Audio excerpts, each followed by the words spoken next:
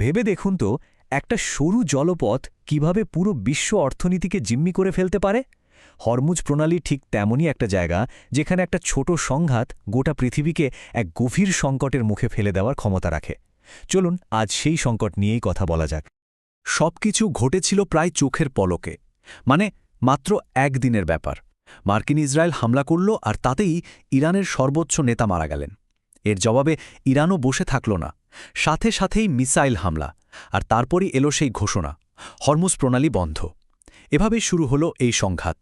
আর এই ঘোষণার ফল একেবারে সঙ্গে সঙ্গেই দেখা গেল।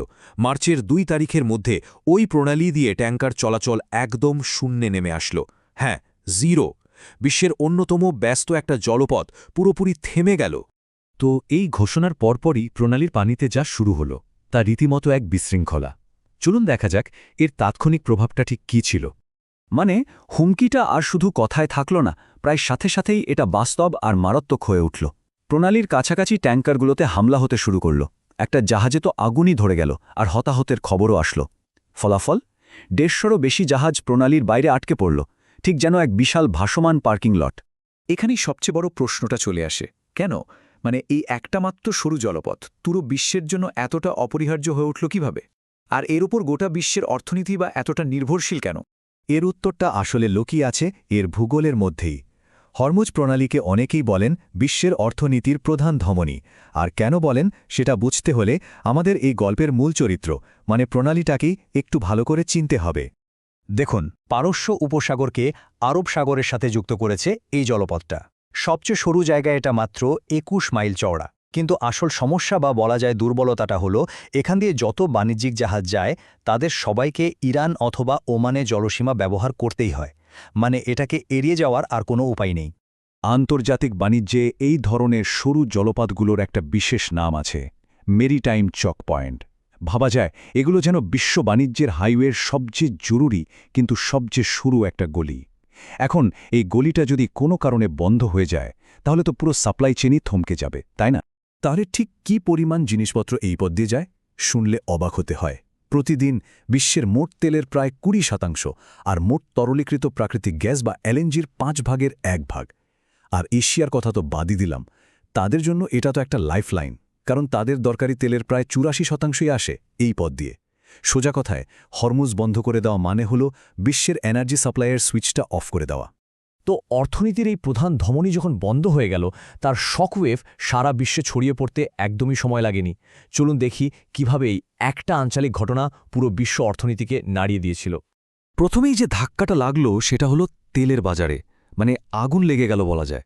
মাত্র কয়েক দিনের মধ্যে ব্রেন্ট ক্রুড তেলের দাম ব্যারেল প্রতি $72 থেকে এক লাফে $82 চলে গেল, মানে প্রায় 13% দাম বেড়ে গেল। কিন্তু এটা তো ছিল কেবল শুরু। অ্যানালিস্টরা তখন থেকেই বলা শুরু করলেন যে এই অচলাবস্থা যদি আর কিছুদিন চলে তাহলে তেলের দাম ব্যারেল প্রতি $100ও ছাড়িয়ে যেতে পারে। আর তার মানে হল বিশ্বজুড়ে এক ভয়াবহ অর্থনৈতিক মন্দা। আর এই সংকট তো শুধু তেলের দামেই থেমে থাকেনি। মার্স্কের মতো বড় বড় শিপিং কোম্পানিগুলো তাদের জাহাজ চলাচলই বন্ধ করে দিল। তার উপর লোহিত সাগরে হুতিদের হামলা আবার শুরু হওয়ায় সমস্যাটা আরও জটিল হয়ে উঠল। জাহাজগুলোকে তখন আফ্রিকা ঘুরে যেতে হচ্ছে, আর তাতে সময় আর খরচ দুটোই চলে যাচ্ছে নিয়ন্ত্রণের বাইরে। অবস্থা এমন দাঁড়ালো যে ইরাকের মতো দেশকেও স্টোরেজের অভাবে তেল উৎপাদন বন্ধ করে দিতে হলো। এই পদক্ষেপের অর্থনৈতিক প্রভাব তো আমরা দেখলাম, কিন্তু এর সাথে সাথেই একটা বড় আইনি প্রশ্ন উঠে আসে। ইরান কি আদৌ এটা করতে পারে? যখন পুরো বিশ্ব এর জন্য ক্ষতিগ্রস্ত হচ্ছে, তখন আইন কি বলে? আর এখান থেকেই সংকটটা অর্থনৈতিক ময়দান থেকে সোজা আইনের জটিল প্যাচে ঢুকে পড়ে। চলুন এই গুরুত্বপূর্ণ জলপথগুলোকে ঘিরে যে জটিল আন্তর্জাতিক আইনগুলো আছে সেগুলো একটু ঘেঁটে দেখা যাক। পুরো বিতর্কটা আসলে দুটো ধারণাকে ঘিরে। একদিকে আছে আন্তর্জাতিক আইন, যা বলছে ট্রানজিট প্যাসেজের কথা, মানে যে কোনো জাহাজ কোনো আন্তর্জাতিক প্রণালী দিয়ে অবাধে নির্বিঘ্নে যেতে পারবে, এই অধিকার কোনো অবস্থাতেই স্থগিত করা যায় না। আর অন্যদিকে আছে ইরানের যুক্তি, তারা বলছে ইনোসেন্ট প্যাসেজের কথা। এটা কিছুটা সীমাবদ্ধ একটা অধিকার, যা উপকূলীয় দেশকে নিজেদের নিরাপত্তার জন্য কোনো জাহাজকে হুমকি মনে হলে তার চলাচল আটকে দেওয়ার ক্ষমতা দেয়। এখন ইরানের যুক্তিটা কি? তাদের বক্তব্য হল, তারা জাতিসংঘের সমুদ্র আইন কনভেনশন বা ইউএন ক্লোসে সই করলেও এটাকে এখনও পুরোপুরি অনুমোদন করেনি। তাই এর ট্রানজিট প্যাসেজ নীতিটা মানতে তারা বাধ্য নয়।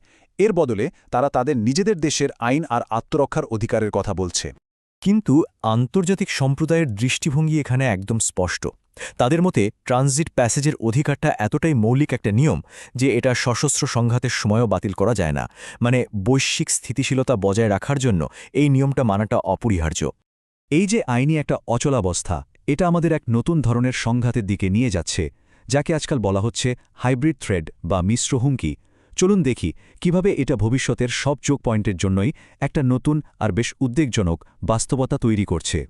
এই কৌশলের মূল আইডিয়াটা হল সরাসরি যুদ্ধ ঘোষণা না করেই একটা যুদ্ধের মতো পরিস্থিতি তৈরি করা।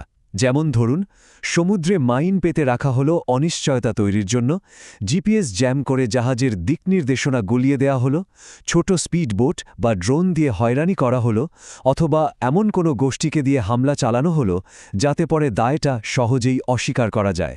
এই হাইব্রিড থ্রেটের কৌশলটা আন্তর্জাতিক আইনের যে পুরনো ধারণা তাকেই চ্যালেঞ্জ করে বসে। আইন সাধারণত কি করে? শান্তি আর যুদ্ধের মধ্যে একটা স্পষ্ট দাগ টানে। কিন্তু এই যে একটা ধূসর এলাকা, যা ঠিক শান্তিও না আবার পুরোপুরি যুদ্ধও না, এই ধরনের কার্যকলাপের বিরুদ্ধে কী ব্যবস্থা নেওয়া হবে তা নিয়ে আইন প্রায়ই বিভ্রান্ত হয়ে পড়ে। আর এই রকম একটা জটিল পরিস্থিতিতে কূটনীতিও যেন ঠিকঠাক কাজ করতে পারছে না। জাতিসংঘের নিরাপত্তা পরিষদে বড় শক্তিগুলোর মধ্যে বিভেদ স্পষ্ট। চীন, যারা ইরানের তেলের একজন বড় ক্রেতা, তারা মধ্যস্থতা করার জন্য তেমন কোনো আগ্রহ দেখাচ্ছে না। ফলে কোনো কার্যকরী কূটনীতিক সমাধানও আসছে না, আর সংকটটা কোনো স্পষ্ট ফয়সলা ছাড়াই ধিকি করে চলছে। শেষ পর্যন্ত হরমুজ সংকটটা আমাদের সবার জন্য একটা বড় সতর্কবার্তা। এটা আমাদের একটা কঠিন প্রশ্নের মুখোমুখি করে দেয়। এই যে এত গভীরভাবে সংযুক্ত একটা বিশ্ব, এখানে সমুদ্র বা আকাশপথের মতো বৈশ্বিক সম্পদগুলোকে আসলে কে নিয়ন্ত্রণ করে? এই প্রশ্নের উত্তরের ওপরই হয়তো আমাদের সবার ভবিষ্যৎ নির্ভর করছে।